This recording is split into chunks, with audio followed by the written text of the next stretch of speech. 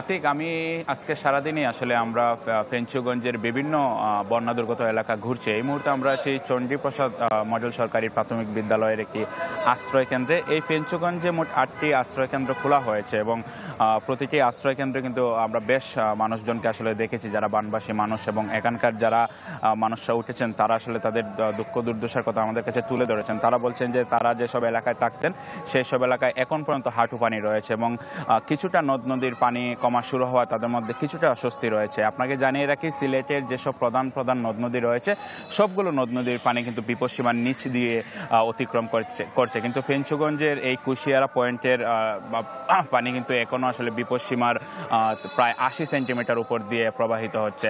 আপনাকে একটু যদি দেখাই, এখানে আমরা আসার পর দেখলাম যে এখানে স্থানীয় উদ্যোগে এখানকার যারা উপজেলা পরিষদের চেয়ারম্যান রয়েছে এবং স্থানীয় সংসদ সদস্যের উদ্যোগে এখানে যারা বানবাসী মানুষ রয়েছেন, এই সেন্টার সহ যে আরও 8টি সেন্টার আশ্রয়কেন্দ্র রয়েছে সেই সব সেন্টারের মানুষের জন্য আসলে 2 বেলা করে খাবার কর্মসূচি চলছে। আজকে প্রায় 2 সপ্তাহ ধরে প্রায় এই কর্মসূচি তাদের চলছে বলে এখানকার যিনি দায়িত্বশীল তিনি আমাদেরকে জানিয়েছেন এবং আমরাও আসলে এখানকার যারা বানবাসী মানুষ তাদেরকেও জিজ্ঞেস করেছিলাম। তারাও বলেছেন প্রতিদিন তারা 2 বেলা আসলে খাবার পাচ্ছেন।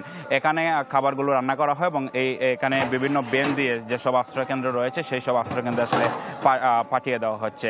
সিলেটের আসলে অন্যান্য যেসব নিম্নাঞ্চল রয়েছে আপনাদের যদি বলি, সেই সব নিম্নাঞ্চলের অধিকাংশ এলাকাতে কিন্তু পানি নেমে গেছে। আমরা সকালে গিয়েছিলাম কোম্পানিগঞ্জ উপজেলা, সেখানে আমরা দেখেছি রাস্তাঘাটের বেহাল অবস্থা, গ্রামীণ সড়কগুলো একেবারেই ভেঙে গিয়েছে।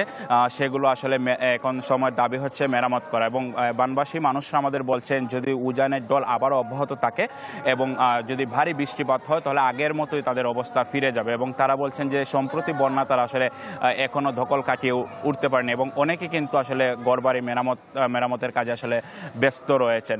সব মিলে আসলে মানুষের তো দুর্ভোগ রয়েছে এবং ব্যাপক ক্ষয়ক্ষতি হয়েছে এবং এখন সবচেয়ে বেশি দরকার হচ্ছে চিকিৎসা সেবার, কারণ মানুষ বিভিন্ন ধরনের রোগবালাইয়ে ভুগছে এবং তাদের জন্য উপযুক্ত এখন চিকিৎসা সেবা দরকার। আতিক, এই ছিল সিলেটের বন্যা দুর্গত এলাকাগুলো থেকে আমার কাছে সবশেষ। নগদের কাছে সব গ্রাহকই প্রিয়, তাই তো সারা দেশে ক্যাশ আউট চার্জ সবচেয়ে কম।